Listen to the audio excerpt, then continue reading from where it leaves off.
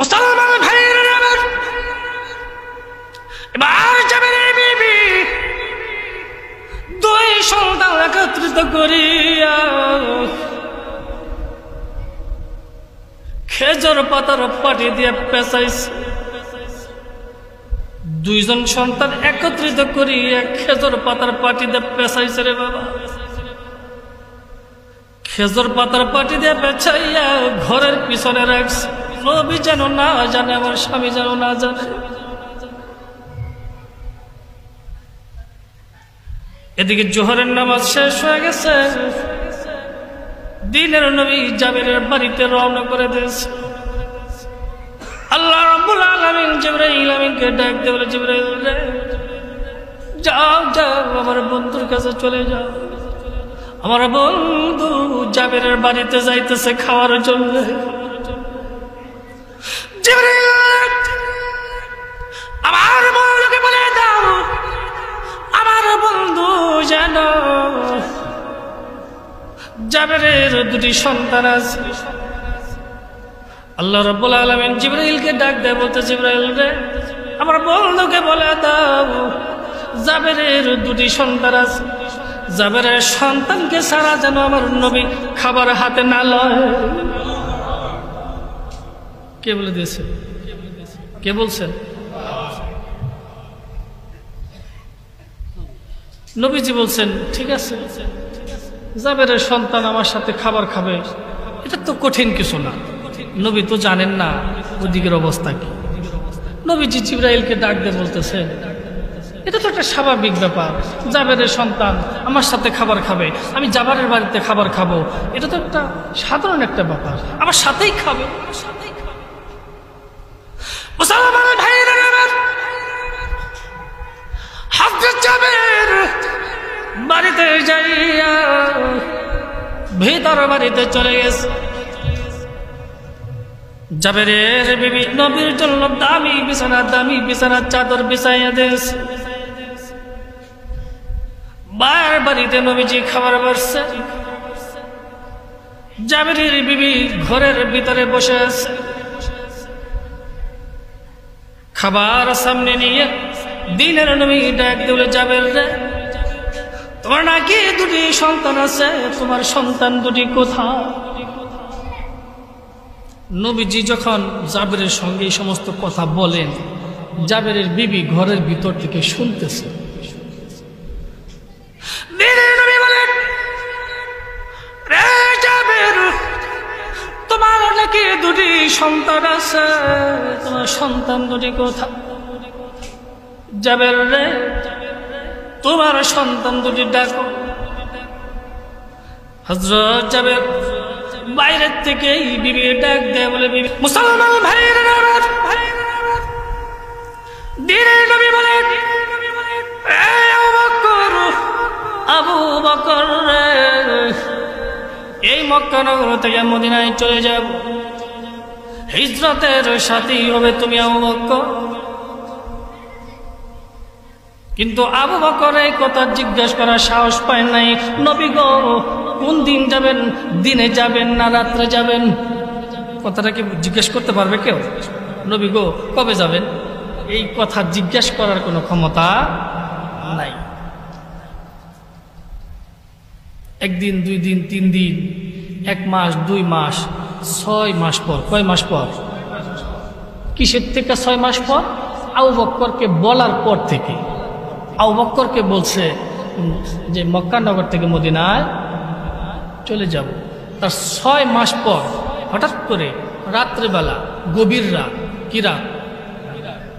গভীর রাত যাওয়ার আগেই বাইতুল্লাহর মধ্যে যে বাইতুল্লাহর গিলাফ ধরে ধরে বলতেছেন, বাইতুল্লাহ রে তোকে ছেড়ে আমার যাইতে মনে চায়। কে রে বাইতুল্লাহ, না তোকে ছেড়ে আমার যাইতে মনে চায় না। তবে রে বাইতুল্লাহ, আমি আল্লাহ হুকুমে এই মক্কা নগর থেকে আমি মদিনায় চলে যাব। কে রে বাইতুল্লাহ, তোকে দেখে আমারও তৃপ্তি মিঠে নাই, খেদমত করে তৃপ্তি মিটে নাই। বাইতুল্লাহ রে না না, তোকে ছেড়ে আমার যাইতে মনে চায় না, যাইতে মনে চায় না। তাহলে কি হবে? আল্লাহর হুকুম তো হয়েছে মক্কানগর থেকে আমার মদিনায় যাইতে হবে। গভীর রাত, রাত্রিবেলা হঠাৎ করে আমার নবীজি হযরত আলীকে ডাক দিয়েছেন, আলী রে। জি হুজুর, আজকে রাত্রে যে আমি মক্কানগর থেকে মদিনায় চলে যাব। মুসলমান ভাইরা আমার, হযরত আলী বলেন, কে গো নবীজি, আজকে রাত্রে আপনি মক্কানগর থেকে মদিনায় হিজরত করবেন নবী গো? তাইলে কি আমি হিজরতের সাথী হতে পারব? না গো আলী, না না, হিজরতের সাথী হবে আমার আবু বকর। কে গো নবীজি, তাইলে কি আজকের রাত্রের জন্য আমি আলী কোনো উপকারে আসতে পারি না? আমি আলী কি কোনো উপকারে আসতে পারি না? আমার নবী ডাক দিয়ে বলেন, আলী রে, তুই যদি উপকারে আসতে চাস, ওই যে আমার বিছানার উপর একটা চাদর পরে আছে, ওই চাদরটা গায়ে দিয়ে আমার বিছানার উপরে শুয়ে যাও। আমার বিছানার উপর একটা চাদর আছে, চাদরটা গায়ে দিয়ে শুয়ে পড়। হযরত আলী মনে মনে চিন্তা করতেছেন, কাজটা একেবারে ছোট না, দায়িত্বটা একেবারে ছোট না। আমি যখন নবীজির চাদর মোবারক গায়ে দিয়ে আমি যখন বিছানার মধ্যে শুয়ে পড়ব, গভীর রাত কাফের বেঈমানেরা এসে নবীজির ঘরের দরজা ভাঙবে, ভাঙ্গা প্রবেশ করে দেখবে চাদরের ভিতরে ঘুমায় আছে। ওরা মনে করব, কেরা? কাফের বেঈমান। ওরা মনে করব চাদরের ভিতরে বোধহয় নবীজি ঘুমায় আছে, আসলে কিন্তু নবী না। আমি চাদরের ভিতরে থাকা অবস্থায়, আলী, হযরত আলী মনে মনে চিন্তা করতেছেন, আমি চাদরের ভিতরে থাকা অবস্থায় কাফের বেঈমানেরা আমাকে দুনিয়ার থেকে বিদায় করে দিবে, আমাকে শহীদ করে দিবে। আমি শহীদ হওয়ার বিনিময়ে আমার নবীজি নিরাপদে মক্কানগর থেকে মদিনায়। চিন্তাটা কি খারাপ না ভালো? ভালো না খারাপ? মুসলমান ভাইরা, হযরত আলী বলেন, কে গো নবীজি, এই তো চলে যাচ্ছি আপনার বিছানার উপর, আপনার চাদরটা গেয়ে দিয়ে শুয়ে পড়াবো। ও নবী গো, আপনি তো মক্কানগর থেকে মদিনায় চলে যাবেন। কে গো নবীজি, ধীরে ধীরে সব সাহাবীরা মক্কানগর থেকে মদিনায় চলে যাবে।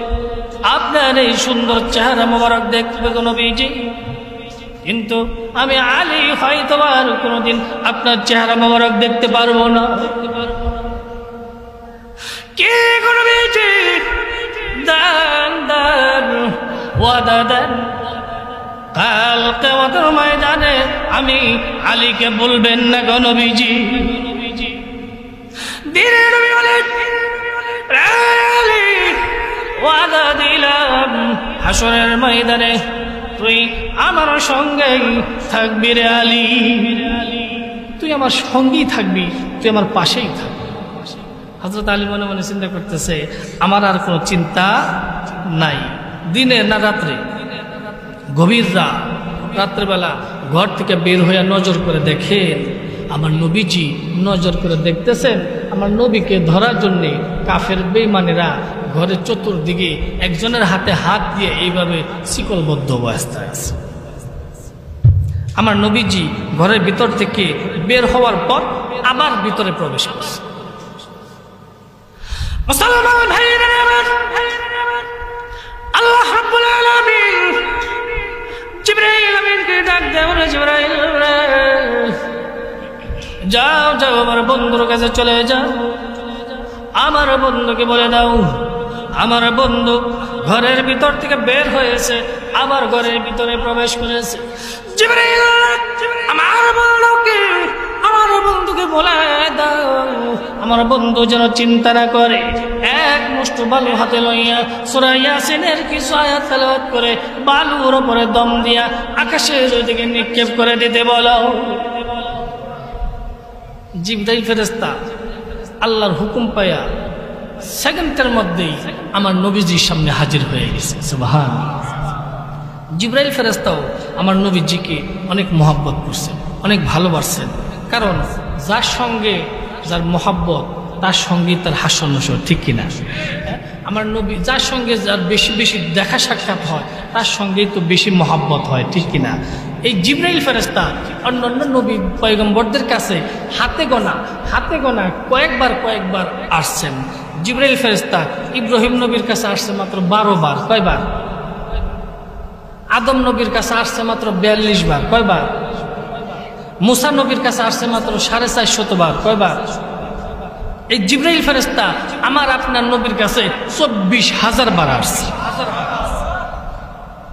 আমার কাছে বোধ হয় জিবরাইল ফেরেশতা নবীজির পিছনেই থাকে, 24,000 বার, দুই একবার নাকি?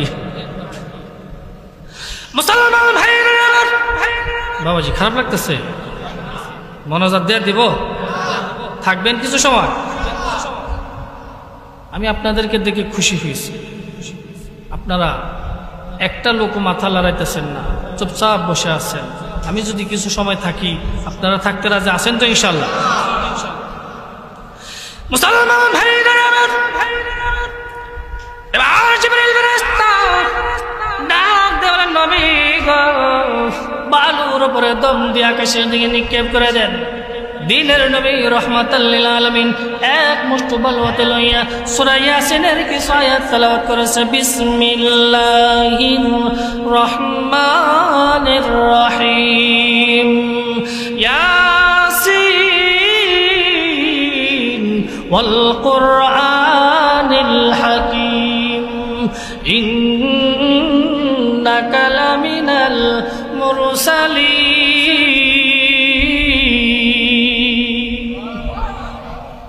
মুসলমান ভাইরা, দিনের নবী রাহমাতাল লিল আলামিন নবীজি বালুর উপরে দম দিয়ে আকাশের দিকে নিক্ষেপ করে দিয়েছে।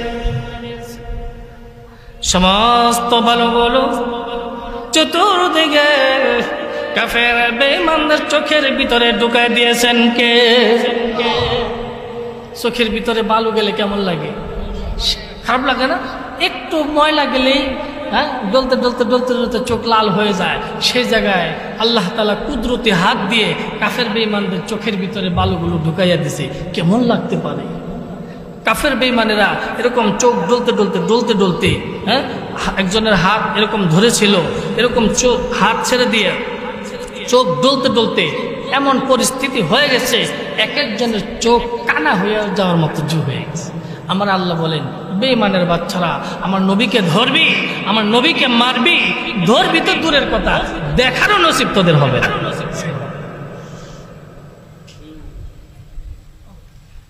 কাফের বেঈমানেরা চোখ ডলতেছেন, এর মাঝখান দিয়ে আমার নবীজি বের হয়ে গেছেন। যাইতে যাইতে যাইতে যাইতে একেবারে আবু বকরের বাড়ির দুয়ারের সামনে গেছেন। রাত্রে না দিনে? দিনে না রাত্রে?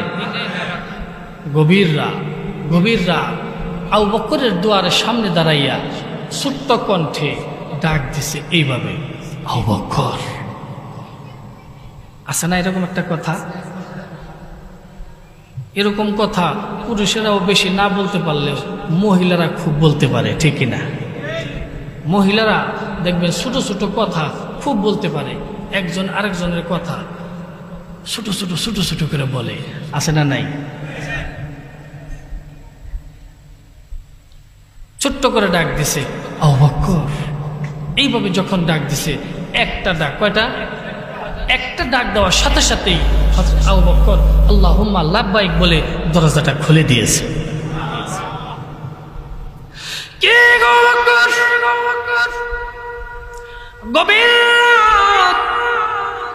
গভীর রাত ছোট্ট কণ্ঠে আবু বকর বলে ডাক দিলাম, তুমি কেমনে সজাগ পাইলা? আবু বকর রে, তুমি কি ঘুমাও নাই? তুমি কি ঘুমাও নাই? কে বলবে যে আজ থেকে 6 মাস আগে আপনি বলেছেন আবু বকর রে, এই মক্কা নগর থেকে আমি মদিনায় চলে যাব, হিজরতের সাথেই হবে তুমি আবু বকর। কে করবে যে আপনি তো সময় বলে দেন নাই, টাইম বলে দেন নাই, দিনে যাবেন না রাত্রে যাবেন, সময় বলে দেন নাই, টাইম বলে দেন নাই। নবী গো, সেই দিন থেকেই আমি আবু বকর, আমি বিছানার মধ্যে একদিনও পিঠ লাগাই নাই। একটা রাত্র একটা দিনেও বিছানার মধ্যে পিঠ। আমার বিবি প্রতিদিন আমাকে জিজ্ঞাসা করে, স্বামী গো কি জন্যে দরজার মধ্যে পিঠ লাগাইয়া দাঁড়ায় থাকেন? নবী গো, এই কথাটাও কিন্তু আমি আমার বিবির কাছে বলি নাই। আমার বিবির কাছে আমি বলি নাই, কারণ আমার বিবির কাছে যদি বলি তাহলে কথাটা গোপন, এটা প্রকাশ হয়ে যেতে পারে, ঠিক কিনা? কারণ মহিলাদের কাছে যদি কোনো গোপন কথা বলেন, এটা প্রকাশ হইতে খুব একটা দেরি সময় লাগে না। আর যদি বলতে পারেন একবার যে আমি এই কথাটা তোর কাছে বললাম আর কারো কাছে বলিস না, এই বলিস না বললেই মনে করবেন যতক্ষণ পর্যন্ত না বলবো ততক্ষণ পর্যন্ত তার পেট নিচে হবো না। এটা কিন্তু মহিলাদের দোষ না, এটা মহিলাদের গুণ। কি এটা মহিলাদের দোষ না, কারণ মহিলাদের ভিতরে পেটের ভিতরে কথা থাকে না, এটার একটা কারণ আছে। কারণটা বলবো, শুনবেন? যারা বিয়ে করছেন, কি করছেন? কথা কয় না। যারা বিয়ে করছেন তারা আজকে বাড়িতে যায়া রাত্রিবেলা যায় কইবেন, বিবিরে যায় কইবেন গলাটা সোজা কর। সোজা করার পরে এরকম উপর থেকে নিচ দিকে এরকম একটা টান দিবেন, টান দিয়ে দেখবেন এরই দেখেন পুরুষের একটা হাড্ডি আছে, মহিলাদের এই হাড্ডিটা। যারা বিয়ে করছেন তারা, বিয়ে যারা না করছে তারা কি দেখবে? তারা আসলে শুই নাই সর্দি কাজ, কি বলেন? ভবিষ্যতে দেখবো, সে দেখবেন যারা বিয়ে করছেন তারা এরকম গলার মধ্যে হাত দিয়ে দেখবেন বিবি কইব এরকম করে হাতায় কে, হুজুরে আবার কি কয়ে দিছে।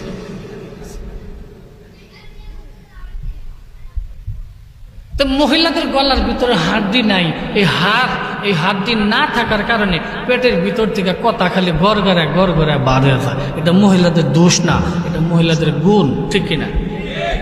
মহিলাদের দুর্নাম করলে কালকে ইমাম সাহেবের খাওয়ান বন্ধ হয়ে যাবো। কি বলেন? আমিন কোন? মহিলাদের দাম আছে না নাই? মহিলাদের দাম আছে না নাই? ইতিহাস তো অনেক ইতিহাস, ওদিকে যাব না, সময় খুব অল্প, কারণ রাত্র হয়ে যাইতেছে, ওর বাড়িতে যাবেন, ফজরের নামাজ পড়তে হবে, ঠিক কিনা? সারা রাত ওয়াজ করলাম, এই পর্যন্ত যতদিন যাবত ওয়াজ করতেছি কোনো দিন আর শুনলাম না যে হুজুর আজকে একটু কমায় করেন। যেখানেই যাই হুজুর একটু বাড়িয়ে দেন, হুজুর একটু বাড়িয়ে দেন, বাড়াইতে মরে যা মোগাইয়ের পরেও কইতো না যে হুজুর আজকে শেষ করে দেন। আমিন কোন? আছেন তো ইনশাল্লাহ? কথা বোঝা যায়? ক্লিয়ার? মুসলমান ভাইরা আমার, হযরত আবু বকর বলেন, ইয়া রাসূলুল্লাহ, নবী গো, গভীর রাত 6 মাস পর্যন্ত আমি বিছানার মধ্যে পিঠ লাগাইয়া, দরজার মধ্যে পিঠ লাগাইয়া দাঁড়ায় থাকি। নবী গো, এই কথাটাও কিন্তু আমি আমার বিবির কাছে বলি নাই। আবু বকর, আসো, বের হয়ে আসো। ঘর থেকে বের হয়ে উঠলইয়া ছুটছেন, কোন দিকে ছুটছেন? মদিনার দিকে।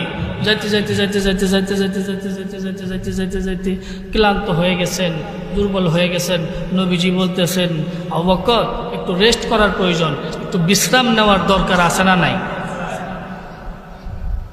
এক পাহাড়ের গুহা পাইছে, গুহার ভিতরে, হেরা গুহার ভিতরে ঢোকে, হ্যাঁ, গুহার ভিতরে ঢোকার পরে আমার নবীজি বলতেছেন, আবু বকর, আমার তো একটু কষ্ট হইতেছে, আমার শরীরটা দুর্বল হয়ে গেছে, আমার তো একটু বিশ্রাম নেওয়ার প্রয়োজন, আমার একটু ঘুম যাওয়ার প্রয়োজন। হযরত আবু বকর ডাক দেয়া বলেন, নবী গো, আপনি আমার ডান উরাটের মধ্যে আমার রানের উপরে মাথাটা দিয়ে আপনি একটু ঘুমায় যান। নবীজি ঘুমায় গেছেন। আবু বকর নজর করে দেখে গুহার চতুর্দিকে ছোট ছোট গর্ত দেখা যায়। কি দেখা যায়? কি দেখা যায়? ছোট ছোট গর্ত। আবু বকর মনে মনে চিন্তা করতেছে যে এই সমস্ত গর্তের ভিতর দিয়ে সাপটা পিগলা কোনো কিছু আসতে পারে, সুতরাং আমি গর্তগুলা বন্ধ করে দিই। কি করে দিই? বন্ধ করে দিই। কাপড় ছিঁড়ে ছিঁড়ে ছিঁড়ে ছিঁড়ে গুহাগুলা বন্ধ করে দিছে, গর্তগুলা বন্ধ করে দিছে। একটা গর্ত বন্ধ করার কোনো কাপড় কিচ্ছু নাই। আবু বকর মনে মনে চিন্তা করতেছে সবগুলাই বন্ধ করছি, একটা গর্তর বাকি রাখা লাভ কি? পায়ের গোড়ালি দিয়ে গর্তের মুখটা আটকে দিই। সুবহানাল্লাহ। যেই গর্তের মুখের মধ্যে পা দিয়ে আটকে দিছে, আল্লাহর কি কুদরত, আল্লাহর কি কুদরত! যেই গর্তের ভিতরে পা দিয়ে আটকে রাখছে সেই গর্ত দিয়েই ওই যে কোন যুগের? মুসা নবী যুগের। অনেকেই চিন্তা করতেছে, পরে যারা আইছে তারা মনে মনে চিন্তা করতেছে হুজুরে ওই যে কইছে আর সবাই বুঝা ফেলাইছে, আমি তো বুঝলাম না, কারণ ওই যে আসে নাই আগে। ঠিক কিনা? আফসোস। মুসা নবী যুগের সর্প আস্তে আস্তে আস্তে আস্তে আস্তে আস্তে একেবারে সেই গুহার কাছে চলে আসছে। আয়সা দেখে মানুষের পা দেখা যায়। কি দেখা যায়? পা দেখা যায়। এই আবু বকরের পায়ের মধ্যে বিষাক্ত সর্প, বিষাক্ত সাপ মাথা দিয়ে এরকম পায়ের মধ্যে গুতা দিছে। কি দিছে? গুতা যখন দিছে, আবু বকর মনে মনে চিন্তা করতেছে, হাই রে, যার জন্য সমস্ত গর্ত আমি আটকে দিছি সেই কাজ তো শুরু হয়ে গেছে। ঠিক কিনা? আমি তো গর্তগুলো আটকাইছি এই কারণে যেন কোনো কিছু না আসতে পারে, সুতরাং আমার পায়ের মধ্যে যেরকম বারবার গুতা দিতেছে, এখন গুতা দেয় আবু বকর কি পা সরাই দিব নাকি আরো শক্ত করে ধরবো? এটাই তো স্বাভাবিক, যেন ভিতরে কোনো কিছু না আসতে পারে। এখন এইদিকে বিষাক্ত সর্প নবীর চেহারা না দেখে তো এখান থেকে যাবে না। এখন পরিস্থিতিটা কি? এখন কে হারবে কে জিতবে? ঠিক কিনা?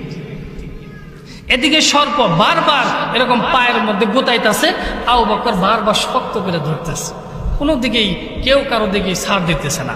এইবার বিষাক্ত সর্প মনে মনে চিন্তা করতেছে, এত দূর থেকে আসছি, আমার নবীর যে চেহারা না দেখে তো যাওয়া যাবে না, সুতরাং আমি ছোট্ট করে একটা আবু বকরের পায়ের মধ্যে একটা বসায় দিই। বসায় দিছে, ছোট্ট করে একটা কামড় দিছে। ছোট করে দেখ আর বড় করে দেখ, বিষ ঢুকছে কি ঢুকে নাই? ঢুকছে না? ঢুকছে।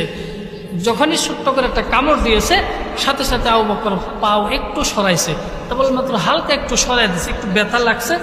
সরাই দেওয়ার সাথে সাথেই বিষাক্ত সর্প আমার নবীজির চেহারা মোবারক দেখেই চলে গেছে। সর্পের যখন বিষ আবু বকরের ভিতরে ঢুকে গেছে, শরীর নীল হয়ে যাইতেছে, আবু বকরের কষ্ট হইতেছে, আবু বকর কান্না করতেছে। হঠাৎ করে আবু বকরের অজান্তেই চোখের এক ফোঁটা পানি নবীজির গাল মোবারকের মধ্যে পড়ে গেছে। গালের মধ্যে যখন গরম পানি পড়ছে, সাথে সাথে নবীজি চেতন হয়ে গেছে, সজাগ হয়ে গেছেন। নজর করে দেখেন যে আবু বকর কান্না করতেছে। কে গো বকর, কি হয়েছে তোমার? কি জন্যে তুমি এমন করে কান্না করো? আবু বকর রে, ঘর বাড়ি ছেড়ে চলে আসো সেই জন্য তুমি কান্দো? না গো নবীজি, সেই জন্য আমি কান্দি না। এলাকা ছেড়ে চলে আসো সেই জন্য তুমি কান্দো? না গো নবীজি, সেই জন্য আমি কান্দি না। কে গো বকর, বিবি বাল বাচ্চা ছেলে সন্তান রেখে আসো সেই জন্য তুমি কান্দো? না গো নবীজি, সেই জন্য আমি কান্দি না।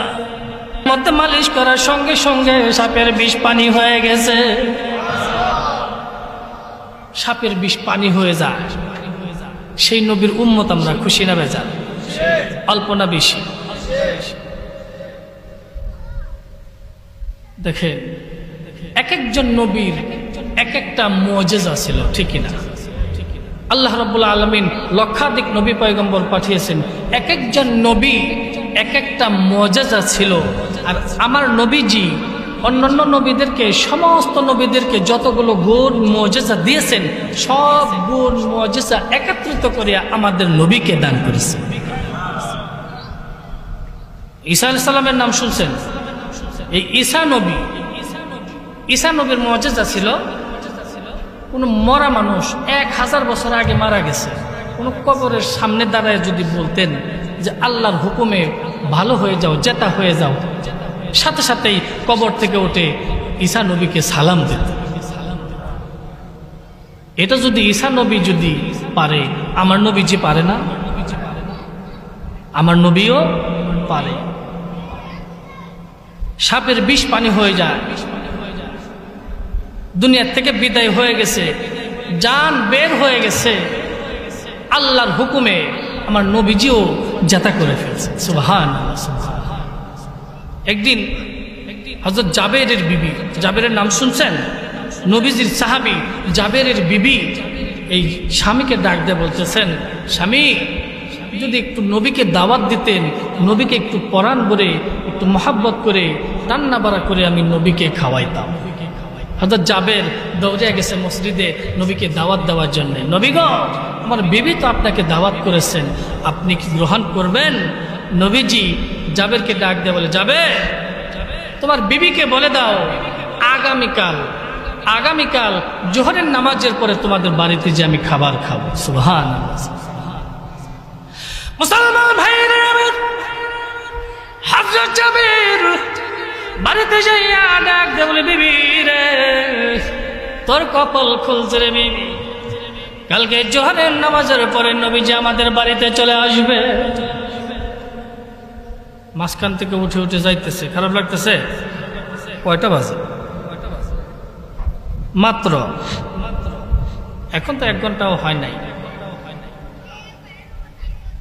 ভিতর থেকে উইঠা যাওয়ার কাজটাই আগে ছেড়া লই, কি বলেন? সারবো? এক লোক পীর সাহেবের কাছে গেছে। কার কাছে গেছে? কার কাছে? 1 নম্বরে গেছে। আচ্ছা, কার কাছে গেছে? পীর সাহেবের কাছে গেছে। পীর সাহেবের কাছে যায় বলতেছেন, হুজুর আমার ছেলের এরকম অবস্থা খারাপ, তাহলে একটু পানি পয়রা দেন। তো পানি পয়রা দিব কি? পীর সাহেব বলছে, কাজ করো, আমি তো পানি পয়রা দেই না, তাহলে 1 হালি কলা নিয়ে আসো। কি নিয়ে আসো? কি কলা চিনেন? সাগর কলা, সবজি কলা, চাম্পা কলার যে কত নাম। 4টা কলা নিয়ে আসো। তো মুড়িতে করছে কি 4টা কলা নিয়ে আসছে। আনার পরে পীর সাহেব কিছু বলে ফু দিছে। ফু দেওয়ার পরে পীর সাহেব বলে দিছে, এই 4টা কলা শয়তানের খাওয়াই দিবা। কারে খাওয়াই দিবা? কারে? কথা কয় না।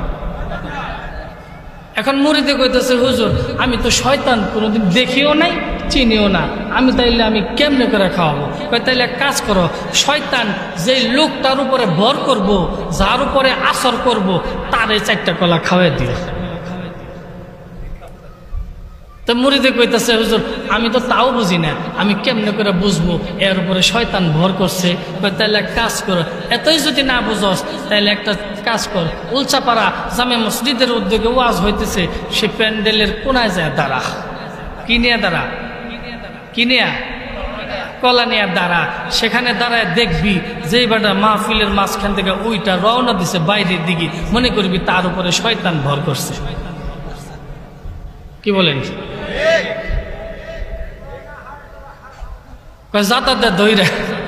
যাতাতে দইরা 4টা কলা তারে খাওয়াই দিবি, তাইলে বুঝবি তোর এটা খাওয়ানো হয়ে গেছে। এখন কি আপনারা কলার পক্ষে যাইবেন না বিপক্ষে যাইবেন? কলার পক্ষে থাকবেন? গেলে জানগা।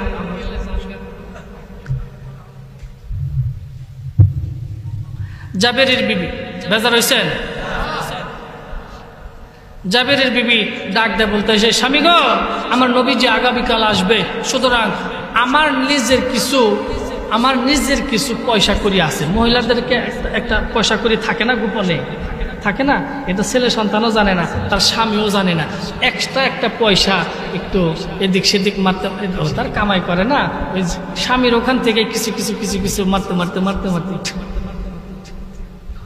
ডাইরেক্ট বললে বিপদ না, কিছু করে জমাইতে কিছু পয়সা করি করছে। এরকম জাবেরের বিবি ডাক দিয়ে বলতেছেন, স্বামী গো, আমার কিছু পয়সা করি আছে, আমার ভেড়া বকরি আছে, উট আছে, দুম্বা আছে, আমি এরকম নবীকে খুব সুন্দর করে এই সমস্ত জিনিস দিয়ে আমার নবীকে মেহমানদারি করব, তোমার 1 পয়সাও খরচ করার প্রয়োজন নাই। সকালবেলা পরের দিন সকালবেলা স্বামীকে ডাকতে বলতেছেন, স্বামী গো, দুম্বা গলা জবাই করে দাও। আমার নবী আসবে, সুন্দর করে রান্না করে পাতলা পাতলা রুটি বানাইয়া আমার নবীকে মেহমানদারি করব। সুন্দর করে এরকম করে জাবেরের দুইজন সন্তান আছে, ছোট্ট ছোট্ট সন্তান। এক সন্তান বড় সন্তানকে লইয়া এই একটা দুম্বা, ছোট্ট একটা দুম্বা এরকম জবাই করছে। কি করছে? জবাই করছে। জবাই করার পরে খুব রান্না বাড়া চলছে, রুটি বানাইতেছে, পাতলা পাতলা রুটি বানাইতেছে। ছোট ভাই বাইরে খেলাধুলা করতে গেছিল, বাড়িতে আইসা নজর করে দেখে মা কি রান্না করতেছে, গোশত রান্না করতেছে। কি রান্না করতেছে? গোশত রান্না করতেছে। এক ভাই আরেক ভাইকে ডাক দিয়ে বলতেছেন, ভাইরে আজকে বলে নবীজি আমাদের বাড়িতে আসবে। তো ছোট ভাই ডাক দিয়ে বলতেছেন, ভাই নবীজি তো বাড়িতে আসবে, আমার বাবা কেমনে করে যে দুম্বা জবাই করলো? ছোট ভাই বলতেছে, কিভাবে দুম্বা জবাই করছে? বড় ভাই বলতেছে, এরকম ছুরি দিয়ে গলার মধ্যে ধরছে, এইভাবে একটা জাতা মারছে, এরকম জবাই হয়ে গেছে। ছোট ভাই নাসুর বান্দা, সে বলতেছে, না এইভাবে আমি বুঝবো না, এইভাবে আমি বুঝবো না, সুতরাং কিভাবে জবাই করছে আমাকে একটু দেখায় দাও। ছোট ভাই জমিনের মধ্যে শুয়ে পড়ছে। বড় ভাই এও ছোট মানুষ, বড় ভাই কি করছে, এরকম গলার মধ্যে ছুরি ধরছে। এরপর ছোট ভাই নিচ থেকেই বলতেছেন, কিভাবে চাতা দিছে, কিভাবে ধাক্কা দিছে? বড় ভাই বলছে, এইভাবে ধাক্কা দিছে। এইভাবে যখন চাতা দিছে, সাথে সাথে ছোট ভাই কুরবানি হয়ে গেছে। এখন বড় ভাই ছোট ভাইকে এরকম জবাই করছে, কুরবানি করে ফেলছে। এখন কি বড় ভাইয়ের মনে শান্তি আছে? শান্তি নাই। কিন্তু এদিকে কিন্তু মা রান্না করতেছে, এদিকে ভাই দুই ভাই এরকম কাজ শুরু করে দিয়েছে। একজন মাইরা ফেলাইছে, একজন বড় ভাই চিন্তা করতেছে, আমি তো এখানে আর থাকবো না, এখানে যদি থাকি আমার মা তো আমাকে দুনিয়ার থেকে বিদায় করে দিব। আসে না একটা ভয়, একটা টেনশন, একটা চিন্তা ভাবনার বিষয় না? এই ছোট ভাইকে যখন মারছে, মারার পরে একটা দৌড় দিয়ে চলে গেছে বড় ভাই পাহাড়ের উপরে। পাহাড় থেকে বড় ভাই লাফ দিয়ে বড় ভাইও দুনিয়ার থেকে বিদায় হয়ে গেছে। যেই জায়গায় ছোট ভাইকে আমি বিদায় করে দিছি, এই জায়গায় আমিও আর দুনিয়ায় থাকবো। এদিকে জাবেরের বিবি রান্না বাড়ার কাজ চলতেছে।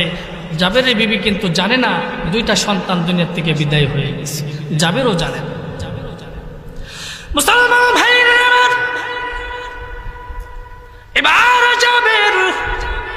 হযরত জাবের ডাক দিয়ে বলে, বিবি গো, তোমার রান্না বাড়ার পরিস্থিতি কি, অবস্থা কি? হযরত জাবেরের বিবি ডাক দিয়ে বলেন, স্বামী গো, আপনি যান, চলে যান, মসজিদে চলে যান, দিনের নবীকে নামাজের পরে আমাদের বাড়িতে নিয়ে আসবেন। হযরত জাবের নবীজিকে আনতে গেছেন মসজিদে, নামাজ পড়ে বাড়িতে নিয়ে আসবেন।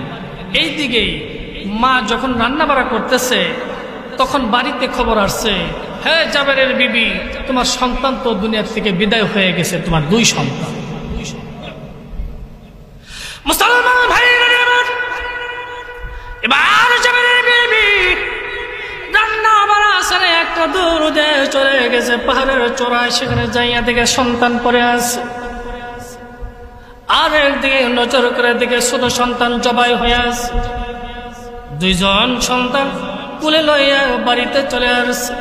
বাড়িতে আইসা মনে মনে চিন্তা করে, না না, এই সন্তানের কথা নবীর কাছে আর বলবো না। আমি যদি আমার নবীকে আমার সন্তানের কথা বলি, আমার নবী যে আমার বাড়িতে খাবার খাবে না। না না, এই সন্তানের কথা আমার স্বামীর কাছেও বলবো না। আমার স্বামীর কাছেও যদি বলি যে সন্তান বিদায় হয়ে গেছে, আমার স্বামীও কান্না করবে, আমার নবীও বাড়ির থেকে চলে যাবে, হয়তোবা আমার বাড়িতে এরকম খাবার আর খাবে। দেখেন নবীর প্রতি কি ভালোবাসা, কি মহাব্বত। মুসলমান ভাইরা আমার, এবার জাবেরের বিবি দুই সন্তান একত্রিত করিয়া খেজুর পাতার পাটি দিয়ে পেঁচাইছে। দুইজন সন্তান একত্রিত করিয়া খেজুর পাতার পাটি দিয়ে পেঁচাইছে। রে বাবা, খেজুর পাতার পাটি দিয়ে পেঁচাইয়া ঘরের পিছনে রাখছে। নবী যেন না জানে, আমার স্বামী যেন না জানে। এদিকে জোহরের নামাজ শেষ হয়ে গেছে, দিনের নবী জাবেরের বাড়িতে রওনা করে দিয়েছে। আল্লাহ রাব্বুল আলামিন জিবরাইল আমিনকে ডাক দিয়ে বলে, জিবরাইল রে, যাও যাও আমার বন্ধুর কাছে চলে যাও, আমার বন্ধু জাবেরের বাড়িতে যাইতেছে খাওয়ার জন্য। জিবরাইল, আমার বন্ধুকে বলে দাও আমার বন্ধু যেন জাবেরের দুটি সন্তান আছে। আল্লাহ রাব্বুল আলামিন জিবরাইলকে ডাক দেয়, বলতে, জিবরাইল রে, আমার বন্ধুকে বলে দাও জাবেরের দুটি সন্তান আছে, জাবেরের সন্তানকে ছাড়া যেন আমার নবী খাবার হাতে না লয়। কে বলে দিয়েছে? কে বলছেন? নবীজি বলছেন, ঠিক আছে, জাবেরের সন্তান আমার সাথে খাবার খাবে, এটা তো কঠিন কিছু না। নবী তো জানেন না ওদিকের অবস্থা কি। নবীজি জিবরাইলকে ডাক দিয়ে বলতেছেন, এটা তো একটা স্বাভাবিক ব্যাপার, জাবেরের সন্তান আমার সাথে খাবার খাবে, আমি জাবেরের বাড়িতে খাবার খাবো, এটা তো একটা সাধারণ একটা ব্যাপার, আমার সাথেই খাবে। মুসলমান ভাইরা আমার, হযরত জাবের বাড়িতে যাইয়া ভিতর বাড়িতে চলে গেছে। জাবেরের বিবি নবীর জন্য দামি বিছানার চাদর বিছাইয়া দিয়েছে। বার বাড়িতে নবীজি খাবার বসছে, জাবেরের বিবি ঘরের ভিতরে বসে আছে। খাবার সামনে নিয়ে দিনের নবী ডাক দিলে, জাবের রে, তোমার নাকি দুটি সন্তান আছে, তোমার সন্তান দুটি কোথায়? নবীজি যখন জাবেরের সঙ্গে এই সমস্ত কথা বলেন, জাবেরের বিবি ঘরের ভিতর থেকে শুনতেছে। নবী বলেন, রে জাবের, তোমার নাকি দুটি সন্তান আছে, তোমার সন্তান দুটি কোথায়? জাবের রে, তোমার সন্তান দুটি ডাকো। হযরত জাবের বাইরের থেকে বিবি ডাক দেয়, বলে, বিবি গো, আমাদের সন্তান দুটি কোন জায়গায় আছে? জাবেরের বিবি বলেন, কে গো স্বামী আমার, ভিতরে আসেন, ভিতরে আসেন। হযরত জাবের একটা দৌড় দিয়ে ভিতরে চলে গেছে। জাবেরের বিবি ডাক দেয়, বলেন, স্বামী গো, নবীকে বলে দাও আমাদের ছেলে দুটি সকাল থেকে কত রুটি গোশত খাইছে। কি গো স্বামী আমার, নবীকে বলে দাও, নবীকে বলে দাও আমাদের ছেলে দুটি এখন রুটি গোশত আর খাবে না। জাবের আবার দৌড়তে বাহিরে চলে গেছে। নবী গো, আপনি খাবার আরম্ভ করেন, খাবার আরম্ভ করেন, আমাদের ছেলে দুটি নাকি সকাল থেকে কত রুটি গোশত খাইছে। বলেন, না না, তোমার ছেলে দুটি স্বয়ং আল্লাহ রাব্বুল আলামিন নিজে দাওয়াত করেছেন। যাবেন না, যতক্ষণ পর্যন্ত তোমার ছেলে দুটি না আসবে ততক্ষণ পর্যন্ত আমি নবী খাবার হাতে নেব না।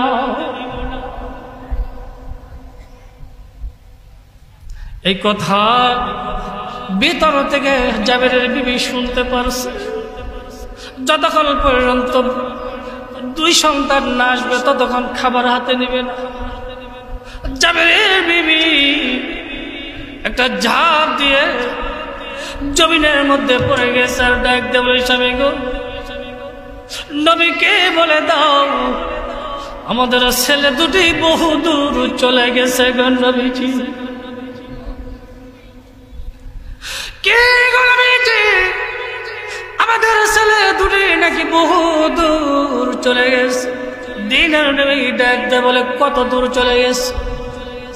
ভিতর থেকে জাবের বিবি ডাক দিয়ে বলেন নবী গো এত দূর চলে গেছে, যেই জায়গায় মানুষ গেলে সেখান থেকে আর ফেরত আসে না। দিনের নবী বলেন কি রে জাবের, কি বলো কি বলো, তাড়াতাড়ি লইয়া যাও তোমার সন্তানের কাছে। হযরত জাবের ডাক দিয়ে বলে বিবি রে কোন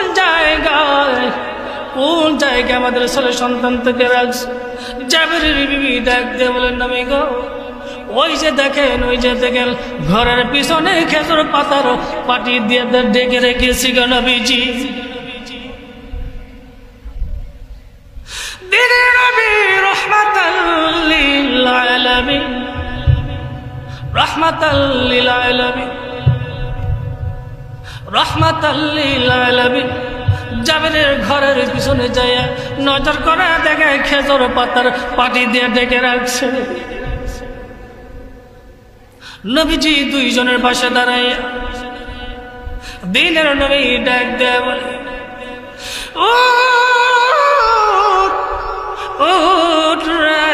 জাবেরের সন্তানেরা আল্লাহর হুকুমে তোরা ভালো হয়ে যা। যখন নবীজি এই কথা বলছেন সঙ্গে সঙ্গেই দুই সন্তান ভালো হয়ে সাথে সাথে দাঁড়াইয়া নবীকে সালাম দিয়ে ভালো করে দিয়েছেন কে? আল্লাহ তাআলা যদি অর্ডার করে কয়দিন লাগবে হইতে? 1 সেকেন্ড তো না। ইন্নামা আমরুহু ইযা আরাদা শাইআন আইয়াকুলা লাহু কুন ফায়াকুন।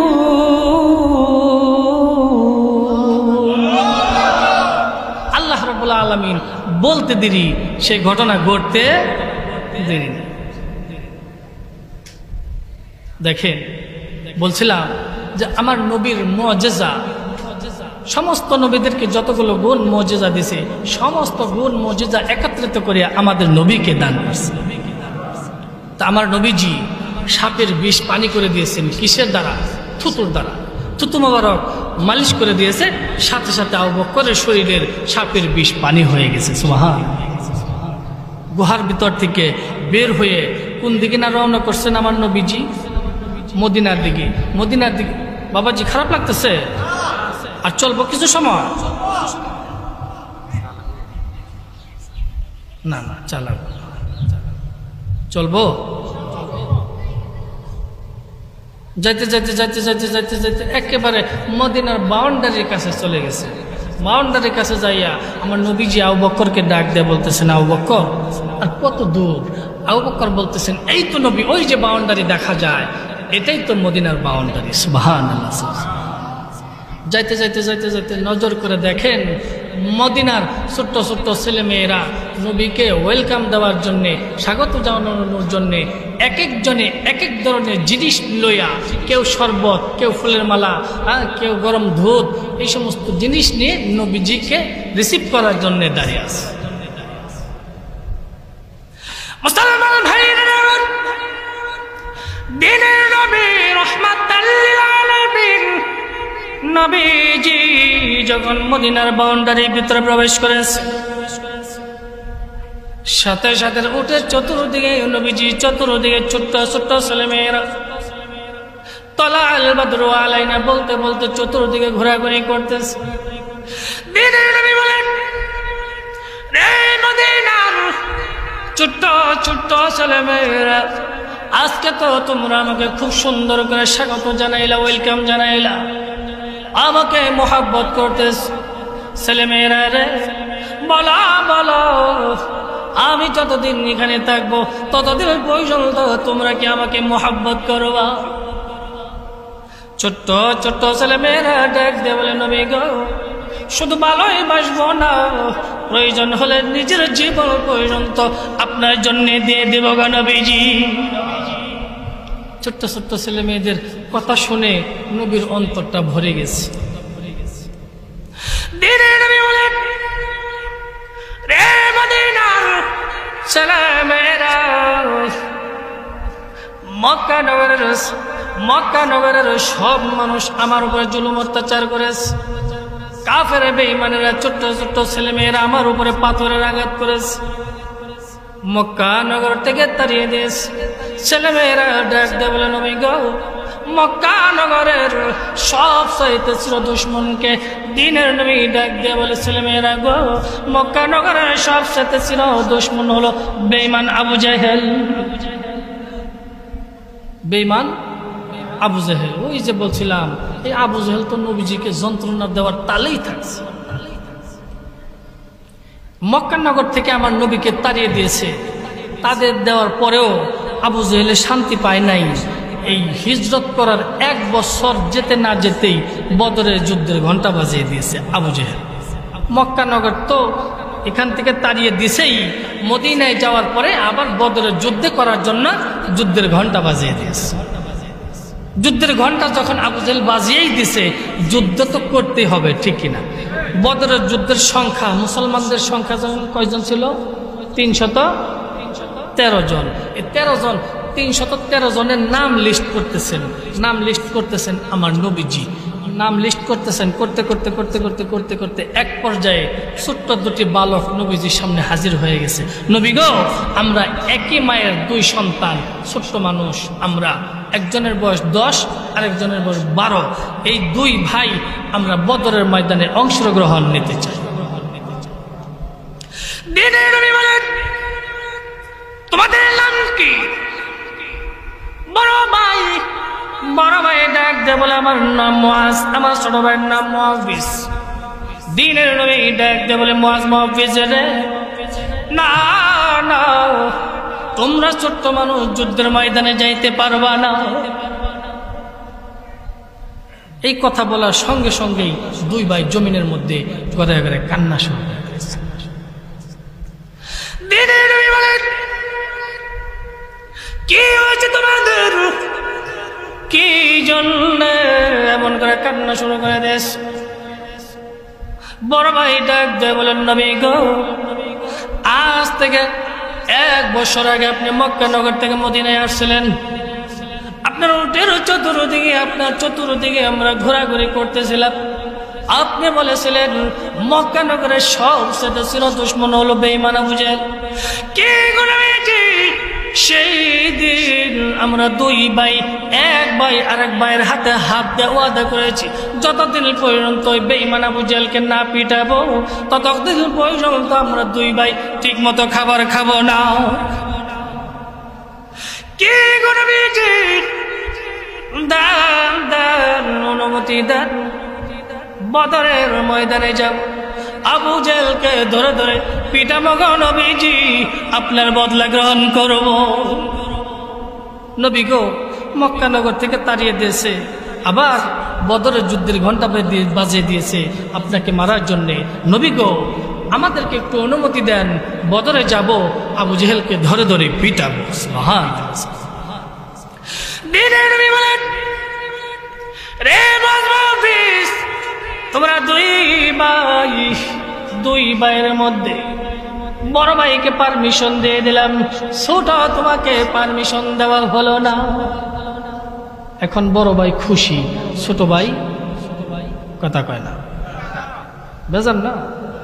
কারণ 2 ভাই একসাথে আসছে যাওয়ার জন্য। বড় ভাই পারমিশন পাইছে, ছোট ভাই পারমিশন পায়। ছোট ভাই জমিনের মধ্যে ঘরে ঘরে কান্না শুরু করে দিয়েছে। রে মুআফিজ, কি হয়েছে? কি জন্য তুমি কান্না করো? ছোট ভাই ডাক দিয়ে বলে, নবী গো, বাড়িতে আসলাম, একই মায়ের সন্তান, বাড়িতে আসলাম যুদ্ধের ময়দানে যাওয়ার জন্য। মার কাছে বিদায় নিয়ে আসি যুদ্ধের ময়দানে যাওয়ার জন্য। 2 ভাই আমার বড় ভাইকে পারমিশন দিলেন, আমাকে পারমিশন দিলেন না। নবী গো, বেয়াদবি মাফ করবেন, আমি কি একটু জানতে পারি কি জন্য আমার বড় ভাইকে দিলেন, আমাকে দিলেন না? নবী গো, আমি কি একটু জানতে পারি? নবী বলেন, রে মুআফিজ, তোমার চাইতে তোমার ভাইয়ের গায়ে শক্তি বেশি, তাই তোমার চাইতে তোমার ভাইয়ের গায়ে শক্তি বেশি। ছোট ভাইয়ের সাথে বড় ভাইয়ের গায়ে শক্তি বেশি, অভিজ্ঞতা, ঠিক কিনা? মুহাফিজের রে, তোমার চাইতে তোমার বড় ভাইয়ের গায়ে শক্তি বেশি, সেই জন্য তোমার বড় ভাইকে পারমিশন দিয়ে দিয়েছে।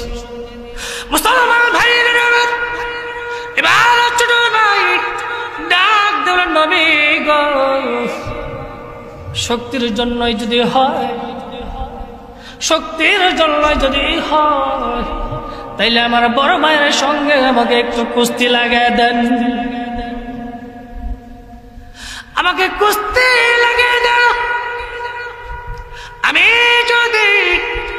আমি যদি আমার বড় ভাইকে জমিনের মধ্যে ফেলে দিতে পারি, তাইলে কি আমি বদরের ময়দানে যাইতে পারবো নি? দেখেন, ছোট্ট মানুষ বদরের যুদ্ধে যাওয়ার জন্য কতই না কত মিনতি করেছে। নবী গো, আমাকে একটু কুস্তি লাগিয়ে দেন, আমি যদি আমার বড় ভাইকে জমিনের মধ্যে ফেলে দিতে পারি, তাইলে কি বদরের ময়দানে যাইতে পারবো নি? দিনের নবী ডাক দেওয়া, লাগো তো দেখি একটু টেস্ট করি। কি করি? একটু টেস্ট করি, একটু পরীক্ষা করি, দেখি তোমার গায়ে শক্তি কেমন। কুস্তি শুরু হয়ে যাবে। কুস্তি শুরু হওয়ার আগে ছোট ভাই বড় ভাইকে চোখের ইশারায় বুঝাই দিয়েছে। কি বুঝাইছে? চোখ দিয়ে কথা বলা যায় না? চোখ দিয়ে কিন্তু কথা বলা যায়, অনেক কথা বলা যায়। ছোট ভাই বড় ভাইকে চোখের ইশারায় বুঝাই দিয়েছে, ভাই রে, একই মায়ের সন্তান, বাড়ির থেকে আসলাম যুদ্ধের ময়দানে যাওয়ার জন্য। কে রে ভাই, তোর তো পারমিশন হয়ে গেছে, তোর তো পারমিশন হয়ে গেছে, এটা তো কোনোদিন ক্যান্সেল হবে না। তোর তো পারমিশন হয়েছে, ওই নবী যেটা বলে সেটা করে, কারণ তোর শক্তি কম থাকার বেশি থাক, তোর তো পারমিশন হয়েই গেছে। তবে রে ভাই, আমি জানি তোর সঙ্গে পারি না, তুইও জানোস আমি তোর সঙ্গে পারি না। তবে রে ভাই, জীবনে একবার নবীর সামনে আমার কাছে তুই হার মানবি। বড় ভাই আবার খুব বুদ্ধি। বড় ভাই ছোট ভাইয়ের চোখের ইশারা বুঝা লাইছে। দিনের নবী বলেন, রে মুহাফিজ, কুস্তি শুরু করে দাও, কুস্তি শুরু করে দাও। এইবার কুস্তি শুরু হয়ে গেছে। কুস্তি শুরু হওয়ার এক পর্যায়ে ছোট ভাই বড় ভাইকে একটা ধাক্কা মারছে। ধাক্কা মারার সঙ্গে সঙ্গে বড় ভাই জমিনের মধ্যে পড়ে গেছে। ছোট ভাই একটা লাফ দিয়া বড় ভাইয়ের বুকের মধ্যে চাপ দিয়ে বসে ডাক দিয়ে বলে, নবী গো, দেখলেন কত তাড়াতাড়ি আমার বড় ভাইকে জমিনের মধ্যে ফেলে দিলাম। দিনের নবী বলেন, রে মুহাফিজ, যাও যাও, তোমাদের দুই ভাই বদরের ময়দানে যাওয়ার জন্য আমি পারমিশন দিয়ে দিলাম। বড় ভাই আগে আগে দৌড়ায়, ছোট ভাই পিছনে পিছনে দৌড়ায়। বড় ভাই ডাক দিয়ে বলে, ছোট রে, তুই পিছন দিকে খেয়াল করবি, কেউ যেন পিছন দিক থেকে আমাদেরকে আক্রমণ করতে না পারে। এরা তো ছোট্ট মানুষ, আবু জেহেলকে চিনে না, আবু জেহেলকে চিনে না। যাইতেছে যাইতেছে বদরের দিকে যাইতেছে, মাঝখানে নবীর এক সাহাবী আব্দুর রহমান আউজের সঙ্গে সাক্ষাৎ হয়ে গেছে। বড় ভাই ডাক দিয়ে বলে, চাচা যান, আবু জেহেল লোকটা কে? আবু জেহেল লোকটা কে? আব্দুর রহমান আউজ ডাক দিয়ে বলে, তোমরা ছোট্ট মানুষ, আবু জেহেলকে দিয়ে কি করবা? আবু জেহেল তো অনেক বড় মাপের লোক, নেতা না, কাফেরদের বেঈমানদের নেতা আবু জেহেল। হে তো অনেক বড় মাপের লোক, আবু জেহেলকে দিতে তোমরা কি করবা? তোমরা ছোট্ট মানুষ। বড় ভাই ডাক দিয়ে বলতেছে, চাচা যান, যেই কথা জিজ্ঞেস করেছি সেই কথার জবাব দিলে দেন, হাতে সময় নাই। নেতা আবু জেহেল কি লম্বা ঘোড়ার পৃষ্ঠে বসে আছে। আবু জেহেলের একটা কথা মনে পড়ছে, বলবো? নেতা মানুষ না, নেতা। এই নেতা একবার একটা বিয়ার দাওয়াত পাইছে। কিসের দাওয়াত? কিসের দাওয়াত? কে কে দাওয়াত পাইছে? আবু জেহেল। দাওয়াত পাইছে। আর আবু জাহেল মনে মনে চিন্তা করতেছে বিয়ে বাড়ি যাবো, বিয়ে বাড়ি কি এখন মাগনা খাওয়া যায়? বিয়ে বাড়ি খাইতে গেলে কিছু দিতে হয় না? এখন বিয়ার দাওয়াত পাওয়াও মুশকিল, খাওয়াও মুশকিল, ঠিক কিনা? মনে রাখছে গত বছর ওর পোলার বিয়ে আমি 5,000 দিয়েছিলাম, আজকে আমার পোলার বিয়ে কত দেয় দেখে রাখতো। গেটের মধ্যে এরকম খাতা কলম দিয়ে বসে রাখি, ঢুকবো আর লেখবো, ঢুকবো। অনেকেই অসুস্থ হয়ে যায় বিয়ার দাওয়াত পাইলে, ঠিক কিনা? বিয়ার দাওয়াত পাইলে অসুস্থ হয়ে যায় না? আমি যাইতে পারব না, আমার অসুবিধা আছে। তা আবু জাহেল কিসের দাওয়াত পাইছে? কিসের দাওয়াত? বিয়ার দাওয়াত পাইছে। আবু জাহেল মনে মনে চিন্তা করতেছে আমি নেতা মানুষ, আমি একবারে খালি পকেটে তো যাইতে পারি না, আর ছোটো মোটো জিনিস দিলে ভালো দেখা যায় না। আমি নেতা মানুষ, আমি এক কাজ করি, আমি একটা ভগবান দেয়া লাই। কি দেয়া লাই? কথা কয় না। ভগবান কইলে গুণ হয়তো নাই, জায়গায় অসুবিধা নাই, বোঝানোর জন্য বলতেছি। কি মান? ভগবান দিয়া লাই। তো আবু জাহেল বাজার বাজার, এদিকে হিন্দু আছে না? আছে। আমি কিন্তু তাদেরকে কষ্ট দেওয়ার জন্য বলতেছি না, তাদের অবস্থাটা বলতেছি। হিন্দু ভাইয়েরা যদি এখানে থাইকা থাকে কষ্ট পাবেন না। আমি আবু জাহেলের কথা বলতেছি, আপনাকে কথা বলতেছি না। কি বলেন? আবু জাহেলের ঘটনার সময় এই ঘটনা ঘটছিল, এটা বললে অসুবিধা আছে? অসুবিধা হইলে ওই বই, আর কি করা। তো বাজার থেকে ভগবান কিনে আনছে, ওদের ভগবান তো আবার বাজারে কিনতে পাওয়া যায়, পাওয়া যায় না? এটাকে আমি দেখি না, আপনারাও দেখেন, জানেন না? বাজার থেকে আবু জাহেল একটা ভগবান কিনা আছে। ভগবান কিনা বাজার বাড়িতে আইনা সুন্দর করে তুলি দিয়ে রং টং লাগাইছে। রং টং লাগাইয়া আবু জাহেল এই ভগবানটা কান্দে লইয়া ছুটছে কোন জায়গায়? আবু জাহেল যাইতেছে যাইতেছে বিয়ে বাড়ি, যাইতে যাইতে যাইতে যাইতে একটু দূর, আগে তো এরকম গাড়ি ঘোড়া ছিল না, এরকম বিমান প্লেন গাড়ি ঘোড়া ছিল না, সুতরাং হাইটা যাইতেছে যাইতেছে আবু জাহেলের পথে যায় ধরছে পেশাবের ব্যাগ। কি ধরছে? এই ভগবান কান্দে লইয়া পেশাব করা, এটা একটা বেয়াদবি না? আবু জাহেল মনে মনে চিন্তা করতেছে আমি এত বড় বেয়াদবি করবার চাই না, সুতরাং এই ভগবান গাছের গোড়ার মধ্যে দাঁড়া করাইয়া আমি অন্য পাশে যে আমি পেশাব করে আসি। সুন্দর করে এক গাছের গোড়ালির মধ্যে ভগবান ঠেকে রাখছে। আমাদের ভগবান তো দাঁড়াইতে পারে না, জীবনে দেখছেন দাঁড়াইতে? দাঁড়া করাইছে ভিতর দেখ কি দিছে, ওরাও জানে যে ওরা দাঁড়াইতে পারে না। তো গাছের গোড়ালের মধ্যে যখন ভগবানকে দাঁড়া করায় যখন ওই দিকে পেশাব করতেছে আবু জাহেল, হ্যাঁ, পিছন দিয়ে আবার যাইতেছে কুত্তা। কি যাইতেছে?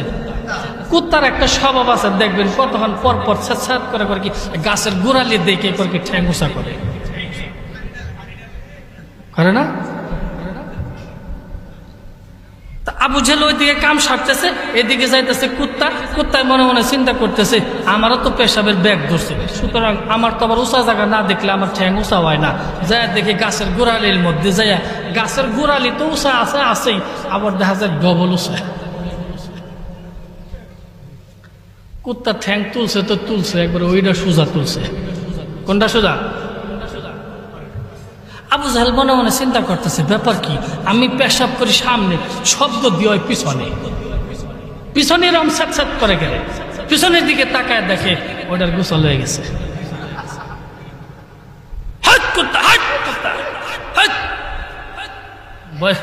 ভয় পাইছেন? এটা কিন্তু আপনাকে ধমকি নেই, ওই বেটা ওর কুত্তা কাটাইছে। পেশাব করা সাইজা কি এর পেশাব? পেশাব হয়েছে কি হয় না, ভগবানের উপরে পেশাব করছে, ওর মাথা নষ্ট না? পেশাব হয়েছে কি হয় নাই, ঝাড়া দিয়া থুইয়াই দৌড় দেয়ছে ভগবানের কাছে। আইসাই কয় হাতে লইছে, এটারে হাতে লয় কই তুই তো কুত্তাই তারাই তারস না, তুই বেটা কুত্তাই যদি তারাইতে না পারস তাহলে তুই আমারে বাঁচাবি কেমনে?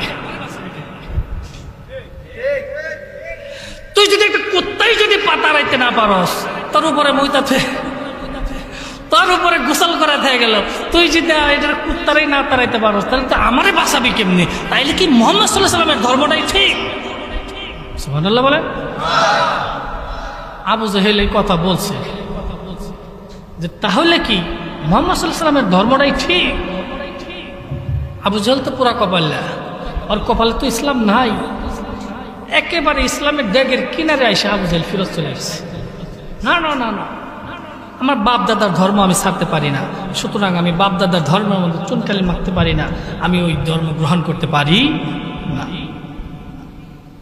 নেতা তো ওই যে আব্দুর রহমান মেরাওস দুই সন্তান শিশু সন্তানকে ডাক দেয়া বলতেছে, তোমরা আবু জেহেলকে দিয়ে কি করবা? এ তো অনেক বড় মাপের লোক, নেতা। চাচা যান, আমরা জিজ্ঞেস করছি যেটা সেটার জবাব দিয়ে দেন, হাতে সময়। ওই যে দেখা যায় লম্বা করার পৃষ্ঠে বসে আছে আবু জেহেল, ওটাই আবু জেহেল। মুসলমান ভাইরা আমার, এবার বড় ভাই আবু জেহেলকে টার্গেট করে সামনের দিকে দৌড়াইতেছে। ছোট ভাইকে ডাক দিয়ে বলে, ছোট রে তুই পিছন দিকে খেয়াল করবি, পিছন দিক থেকে যেন কেউ আক্রমণ করতে না পারে। যাইতে যাইতে যাইতে যাইতে একবারে ঘোড়ার পিছনে চলে গেছে, আবু জেহেলের পিছনে চলে গেছে। আবু জেহেলের কাছে যাইয়া বড় ভাই মনে মনে চিন্তা করতেছে, না না, এখানে যদি আর দেরি করি তাহলে সমস্যা হতে পারে। এখানে যদি দেরি করি তাহলে সমস্যা হতে পারে, আর দেরি করা যাবে না। তরবারিটা উঠাইয়া এমন জুড়ে আবু জেহেলের পায়ের মধ্যে আঘাত করছে, কিতাবের মধ্যে আসছে, সাথে সাথেই বালকের আঘাত সইতে পারে নাই, ঘোড়ার পিঠ হইতে জমিনের মধ্যে পড়ে গেছে। আবু জেহেল জমিনে পড়ার সাথে সাথেই কাছে ছিল নবীজির আরেকজন সাহাবী আব্দুল্লাহ ইবনে মাসউদ, একটা দৌড় দিয়ে আসা আবু জেহেলের বুকের মধ্যে চাপ দিয়ে বসে ডাক দিয়ে বলতেছে, আবু জেহেল আজকেই তোর জীবনের শেষ দিন, হয়তো তুই কালেমা পড়বি, নাইলে তুই দুনিয়া থেকে বিদায় হয়ে যাবে। আবু জেহেল নিচে শুয়ে শুয়ে কয়, আব্দুল্লাহ সাল্লাম মোহাম্মদ তোদেরকে জাদু করছে, আমি আবু জেহেলকে জাদু করতে পারি নাই। নাউজুবিল্লাহ নাউজুবিল্লাহ। তাহলে আব্দুল্লাহ ইবনে মাসউদ আবু জেহেলের বুকের মধ্যে চাপ দিয়ে যখন বৈশাই পড়ছে, একটু বৈশা চাপতে থাক, আমরা একটু দেখি এই দিকে এই দুইটা ভাইয়ের অবস্থা কি হলো। কি বলেন? শুনতে রাজি আছেন না চলে যাবেন? চলে গেলে তো আমারও ভালো হয়। তো ছোট্ট বালক আঘাত সইতে পারে নাই। আবু জেহেলের সন্তান দূর থেকে নজর করে দেখে, আমার বাবাকে কে যেন দুনিয়া থেকে বিদায় করে দিছে। এই আবু জেহেলের সন্তান, এর হাতে তরবারি ছিল, বড় ভাইকে টার্গেট করে, ওই যে মুআজ মুআউবিস বড় ভাইকে টার্গেট করে দূর থেকে তরবারি নিক্ষেপ করেছে। নিষ্ঠুর তরবারি আস্তে আস্তে আস্তে আস্তে আইসা একেবারে বড় ভাইয়ের এই হাত বরাবর লেগে গেছে। হাত টুকরা হয়ে গেছে, শুধুমাত্র একটু চামড়া লেগে আছে। একবারে যদি পড়ে যাইতো তাইলেও তো একটা কাজ। হ্যাঁ, এক কুবে যদি একটা কিছু হয় ওটা একটু কষ্ট কম অনুভব হয়, আর যদি ঝুলতে থাকে কষ্টটা বেশি না। মুসলমান ভাইরা, এবার বড় ভাই হাত পড়ে গেছে, শুধুমাত্র একটু চামড়া লেগে আছে। হাতের দিকে তাকাইয়া বড় ভাই ডাক দেয় বলে, হাত রে তুই যদি একেবারে পড়ে যাইতি, তাইলে তো একটা কাজ হইতো। হাতের দিকে তাকাইয়া বড় ভাই ডাক দেয়, তুই একবারে পড়ে যেতি। কে রে হাত, তুই যদি একেবারে পড়ে যাইতি তাইলে তো একটা কাজ হইতো। আবার একটু বাইজা আসস, তোর জন্য আমি দৌড় দিতে পারি না, তরবারি ধরতে পারি না। হাত রে এই যে দেখ তোর সঙ্গে আমি কি রূপ ব্যবহার করি। মুসলমান বাইরের আবার 10-12 বছরের বালক, ডাইন হাত দিয়া এইভাবে বাম হাতের কবজার মধ্যে ধরছে রে বাবা, থাপা দিয়া ধরিয়া বদরের মাটির মধ্যে এইভাবে শোয়াইছে। ডাইন পাও তুললে কবজার মধ্যে একটা পাড়া মারছে, এমন জোরে টাল মারছে রে, হাত ছিন্ন হয়ে গলা কাটা মুরগির মতো বদরের মাটিতে চটপট করতেছে। হাতের দিকে তাকাইয়া ডাক দেওয়া, হাত রে কিয়ামতের ময়দানে সাক্ষী দিবি নবীর জন্য তোকে আমি কুরবানি দিয়ে দিলাম, নবীর জন্যই আমি তোকে কুরবানি দিলাম। ছোট ভাই বড় ভাইকে আমজাদিয়াত ধরে খেজুর গাছের গোড়ার মধ্যে বসে দিয়েছে। আপন দুই ভাই, ছোট ভাই বড় ভাইকে আমজাদিয়াত ধরে খেজুর গাছের গোড়ার মধ্যে বসে দিয়েছে। ছোট ভাই ডাক দেয় বলে, ভাই রে তোর কপাল কত ভালো রে, তোর কপাল কত ভালো, তুই তো নবীর নামে হাত দিয়ে দিলে, আমি তো কিছুই দিতে পারলাম না। তুই তো নবীর নামে একটা হাত দিয়ে দিস, আমি তো কিছুই দিতে পারলাম না। তবে রে ভাই, তোমার একটা হাত পড়ে গেছে, তোমার একটা হাত পড়ে গেছে, খুব কষ্ট হইতেছে তাই না? তোমার খুব কষ্ট হইতেছে, তোমার কি কিছু খাইতে মনে চাই? তোমার কি কিছু খাইতে মনে চাই? আমি তোমার ভাই লাগে, আমি যেমনে পারে আমি তেমনে ম্যানেজ করব। একটু ঠান্ডা পানি না হয় একটু শরবত, না হয় একটু ফল পুরো, কিছু খাইতে মনে চাইনি, তুমি একটু বলো। বড় ভাই ডাক দিয়ে বলেন, না না না রে, আমার মন যেটা চায় সেটা তুই দিতে পারবি না। কেন পারবো না? তুমি একবার বলেই দেখো, তুমি একবার বলেই দেখো, একবার বলে দেখো, আমি তোমার ভাই লাগে, আমি যেমনে পারি তেমনে ম্যানেজ করব। বড় ভাই ডাক দেয় বলে, না না, আমার মন যেটা চাই সেটা তুই দিতে পারবি না। একবার বলো, পারবি পারবি রে? দিনের নবীকে এক নজর দেখাইতে পারবি নি? হাত পড়ে গেছে, তারপর নবীকে ভুলে নাই। আর আজকে আমরা নবীর কথা মনেই পড়ে না, ঠিক আছে? নবীর কথা মনেই পড়ে না। ছোট্ট মানুষ নবীর নামে হাত কুরবানি দিছে, এরপরেও তারা খুশি, নবীকে দেখতে চাই, নবীকে দেখতে চাই।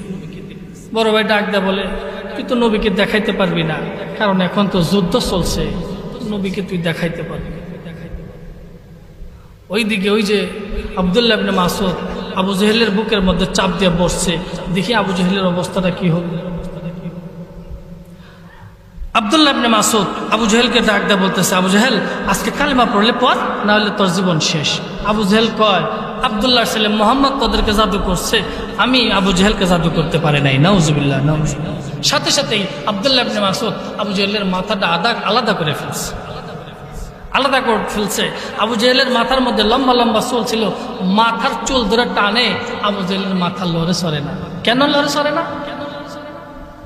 আব্দুল্লাহ ইবনে মাসউদ মনে মনে চিন্তা করতেছে, চুল ধরে টানি, মাথা যখন লড়ে না, তাহলে এক কাজ করি, কানের ভিতর দিয়ে তরবারি দিয়ে ছিদ্র কইরে এখান দিয়ে রশি ঢুকাইয়া টেনে টেনে নবীর দরবারে মাথাটা নিয়ে যাবে। আব্দুল্লাহ ইবনে মাসউদ যখন তরবারি দিয়ে কানের মধ্যে এরকম ছিদ্র করার জন্য খোঁচা দিছে, সাথে সাথে মাথাটা লড়াচড়া শুরু করছে, কানের সাথে কানের যোগাযোগ। কেমনে? মক্কা নগরে থাকতে একদিন আমার নবীজি উপস্থিত সাহাবীদেরকে বলছিলেন, সাহাবীরা তোমরা কি এমন কেউ আসো আবু জেহেলের দুয়ারের সামনে দাঁড়ায় কোরআন তেলাওয়াত করবা? এই আব্দুল্লাহ ইবনে মাসউদ ডাক দিয়ে বলতেছেন, আল্লাহুম্মা লাব্বাইক, অনুমতি দিলে আমি আব্দুল্লাহ ইবনে মাসউদ আবু জেহেলের দুয়ারের সামনে দাঁড়ায় কোরআন তেলাওয়াত করব। এই আব্দুল্লাহ ইবনে মাসউদ আবু জেহেলের বাড়ির দুয়ারের সামনে দাঁড়ায় যখন চক্ষু বন্ধ করে কোরআন তেলাওয়াত করতেছে, বিসমিল্লাহির রহমানির রহিম, আলহামদুলিল্লাহি রাব্বিল আলামিন, আর রহমানির রহিম, মালিকি ইয়াউমিদ্দিন, কোরআন তেলাওয়াত করতেছে। আবু জেহেল ঘরের ভিতর থেকে ডাক দিয়ে বলতেছে, কে রে, তোর এত বড় সাহস, আমার দুয়ারের সামনে দাঁড়ায় কোরআন তেলাওয়াত করস? বাইরে আইসা দেখে আব্দুল্লাহ ইবনে মাসউদ কোরআন তেলাওয়াত করতেছে। আব্দুল্লাহ ইবনে মাসউদ তো চক্ষু বন্ধ করে কোরআন তেলাওয়াত করতেছে। আবু জাহেল আস্তে আস্তে এসে আব্দুল্লাহ ইবনে মাসউদের কান বরাবর এমন জোরে একটা চর মারছে, আব্দুল্লাহ ইবনে মাসউদের কানের পর্দাটাই ফেটে গেছে। পর্দাটা ধরে নবীজির কাছে চলে গেছেন, নবী গো, আবু জাহেল আমার কানের পর্দাটাই ফাটিয়ে দিয়েছে। মুসলমান ভাইরা, দিনের নবী রাহমাতাল লিল আলামিন নবীজি আব্দুল্লাহ ইবনে মাসউদের অবস্থা থেকে কান্না করে। আব্দুল্লাহ ইবনে মাসউদও কান্না করে। ঠিক তখন জিবরাইল ফেরেশতা দুইজনের মাঝখানে দাঁড়াইয়া মুচকি মুচকি হাসেন। দিনের নবী বলেন, রে জিবরাইল, জিবরাইল রে, আমি নবীজি কান্না করি, আমার সাহাবী কান্না করে। জিবরাইল রে, দুইজনের মাঝখানে দাঁড়াইয়া তুমি কেন মুচকি মুচকি হাসো? জিবরাইল বলে, ইয়া রাসূলুল্লাহ, নবী গো, না না, আমার হাসির অবস্থা আজকে বলবো না, কিছুদিন পর এমনি বুঝতে পারবেন গো নবীজি। আজকে হাসির রহস্য আমি বলবো না, এটা কিছুদিন পর এমনি বুঝতে পারবেন। এই যে আব্দুল্লাহ ইবনে মাসউদ কানের ভিতরে যখন খোঁচা দিয়েছে তরবারি দিয়ে, তখন লড়াচড়া শুরু করে দিয়েছেন। আল্লাহ বলেন যে মক্কা নগরে থাকতে তুই এই আব্দুল্লাহ ইবনে মাসউদের কানের পর্দাটা ফাটিয়ে দিয়েছিলি, ততক্ষণ পর্যন্ত তোর কানের পর্দা না ফাটতো, ততক্ষণ পর্যন্ত মাথা লড়তো চড়তো না। কানের ভিতর দিয়ে রশি ঢুকাইয়া টেনে টেনে টেনে টেনে নবীজির দরবারে নিয়ে গেছে। নবীজি তাঁবুর ভিতরে বসে আছেন, তাঁবুর বাইরের থেকে ডাক দিয়েছেন, নবী গো, আসেন, বের হয়ে আসেন, বের হয়ে আসেন, নজর করে দেখেন কার মাথা নিয়ে আসছি। নবীজি বাইরে বের হয়ে দেখে আবু জেহেলের মাথা দেখা যায়। আবু জেহেলের মাথা দেখে আমার নবীজি মুস্কি মুস্কি হাসেন, আব্দুল্লাহ ইবনে মাসউদও মুস্কি মুস্কি হাসতেছেন। ঠিক তখন জিবরাইল ফেরেশতা দুইজনের মাঝখানে দাঁড়াইয়া ডাক দিয়ে বলতেছেন, নবী গো, ওই দিনের আমার হাসি আর আজকে আপনাদের দুই হাসির মিল আছে। সুবহানাল্লাহ। কানের সাথে কানের যোগাযোগ, একজনের সাথে আরেকজনের যোগাযোগ, ঠিক কিনা? তো বলতেছিলাম নবীকে মহাব্বত করতে হবে, নবীকে ভালোবাসতে হবে, ঠিক কিনা? নবীকে ভালোবাসার দরকার আছে না নাই? দরকার আছে না নাই? নবীকে ভালোবাসতে হবে, নবীকে মহাব্বত করতে হবে। আমরা যদি নবীকে অনুকরণ না করি, আল্লাহর হুকুম না পালন করি, তাহলে কি জান্নাতে যাওয়া যাবে? জান্নাতে যাওয়া যাবে না। নামাজ পড়তে হবে, নামাজ পড়ার দরকার আছে না নাই? নামাজ কার হুকুম? আল্লাহর হুকুম। আল্লাহর হুকুম নামাজ, এটা কি খালি বাড়িতে পড়বেন না মসজিদে পড়বেন? এত সুন্দর মসজিদ, এই মসজিদে এসে 5 ওয়াক্ত নামাজ আদায় করবেন জামাতের সাথে। জামাতের সাথে আদায় করলে নামাজ পড়লে লাভ না লস? নবীর একজন সাহাবী আব্দুল্লাহ আনসারী, নাম কি? আব্দুল্লাহ আনসারী প্রতিদিন নবীজির পিছনে জামাতে নামাজ পড়তেন।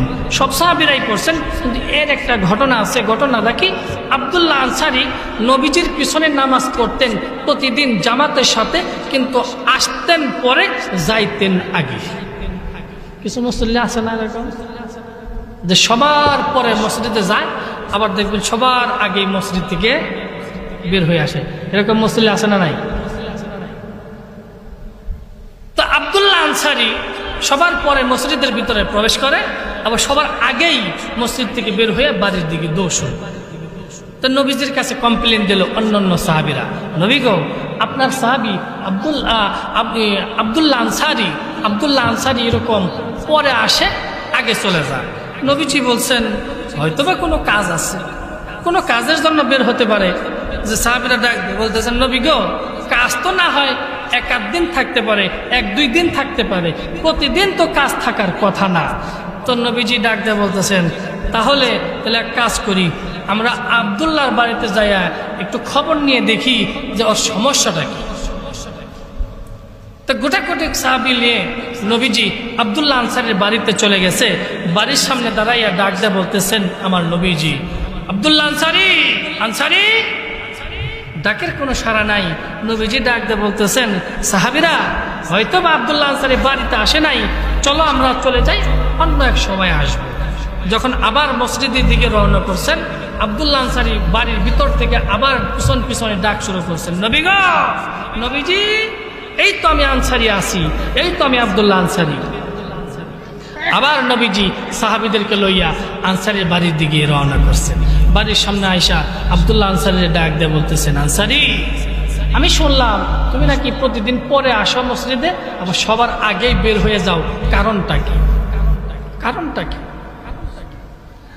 মুসলমান ভাইরা, দ্বীনের নবী বলেন, রে আব্দুল্লাহ আনসারী, কি হয়েছে? কি জন্য তুমি পরে আসো, আগে চলে যাও, কারণটা কি? এই কথা বলার সঙ্গে সঙ্গে আব্দুল্লাহ আনসারী চোখের পানি ছেড়ে দিয়েছেন। দ্বীনের নবী বলেন, রে আনসারী, আনসারী রে, আমি কি তোমাকে কষ্টদায়ক কথা বলে ফেলছি? আব্দুল্লাহ আনসারী ডাক দিয়ে বলেন, নবী গো, না না, কষ্টদায়ক কথা বলেন নাই, আমার একটা কারণ আছে, পরে যাই আমি আগে চলে আসি, এর একটা কারণ আছে। বলেন, রে আনসারী, কি কারণ? কি কারণ? আব্দুল্লাহ আনসারী ডাক দিয়ে বলেন, নবী গো, সাহাবীদেরকে একটু দূরে যাইতে বলেন। দ্বীনের নবী ডাক দিয়ে বলে, সাহাবীরা রে, তোমরা একটু দূরে সরে যাও। দূরে সরার পরে আব্দুল্লাহ আনসারী ডাক দিয়ে বলে, নবী গো, আমি কেন পরে যাই, সবার আগে চলে আসি? কি নবীজি, এই যে দেখেন আমার গায়ের মধ্যে একটা জামা আছে, এই জামাটা আর সারা, এই একটা জামা ছাড়া আর কোনো জামা নাই। একটা জামা ছাড়া ঘরে আর কোনো জামা? কি নবীজি, এই জামা ছাড়া আর কোনো জামা নাই, এই জামা পরিধান করে আপনার পিছনে নামাজ পড়ি, আবার নামাজ শেষ করে বাড়িতে চলে আসি। বাড়িতে আইসা এই জামাটা খুলে আমার বিবির কাছে দেই, আমার বিবিকে দিয়ে ডাক দিয়ে বলি, বিবি গো, এই জামাটা পরিধান করে তুমি আল্লাহর হুকুম পালন করে নাও। এই কথা যখন আনসারী বলছে, নবীজির কষ্ট লাগছে না? হাই রে আনসারী, তুই এত গরিব, এত গরিব। নবীজি চোখের পানি ছেড়ে দিয়েছেন।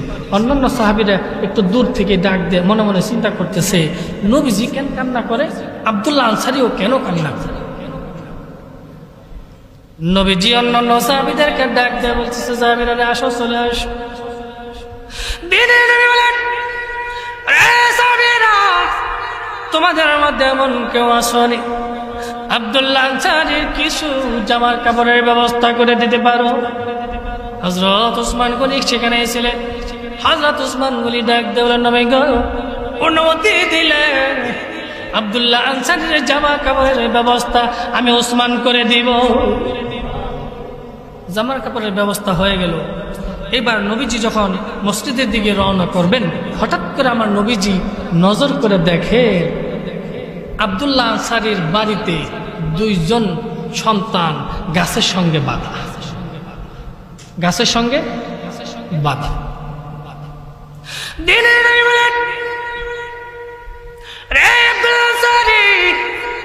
এই সন্তান দুটি কার? সন্তানগুলো কার? গাছের সঙ্গে মন্ত্রে বাঁধা কেন? আব্দুল্লাহ আনসারী ডাক দেয় বলেন, নবী গো, এই সন্তানগুলো আমার। কি হয়েছে? কি জ্বললে, কি জ্বললে এমন করে বাইদা রাখস? আব্দুল্লাহ আনসারী ডাক দেয় বলে, নবী গো, আমার বাড়ির সঙ্গে কি ইহুদির বাড়ি? ওই যে দেখেন, নজর করে দেখ, ইহুদির বাড়ি আমার বাড়ি একই সীমানার মধ্যে। ইহুদির বাড়িতে দুইটা খেজুর গাছ আছে, এই খেজুর গাছ দুটি বাঁকা হইয়া আমার বাড়িতে চলে আসছে। আছে না এরকম কিছু খেজুর গাছ? বুনছে এক জায়গায়, মাথা গেছে আরেক জায়গায়, এরকম আছে না? কি করবি? ইহুদির দুটি খেজুর গাছ ইহুদির বাড়িতে বলছে, গাছ দুটি বাঁকা হইয়া আমার বাড়িতে চলে আসছে। আমার বাড়িতে আসার কারণে গাছের থেকে কিছু খেজুর পেকে পেকে গাছ থেকে মাটির মধ্যে, জমিনের মধ্যে পড়ে যায়।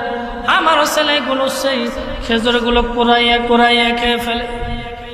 কুড়ায় কুড়ায় খাওয়ার কারণেই ইহুদি আমাকে নিয়ে, আমার নবীকে নিয়ে, ইসলাম নিয়ে, দিন নিয়ে, মুসলমানদেরকে নিয়ে এরকম গালিগালাজ করে।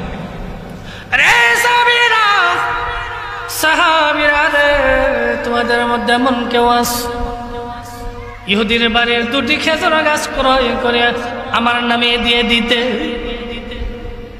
আব্দুল্লাহ আনসারীর বাড়িতে সঙ্গে সঙ্গে হযরত উসমান গনি দাঁড়ায় গেছে।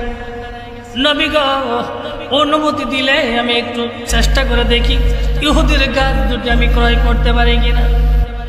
দিনে নবী বলেন, রে উসমান গনি, যাও যাও, একটা দৌড় দিয়ে চলে যাও।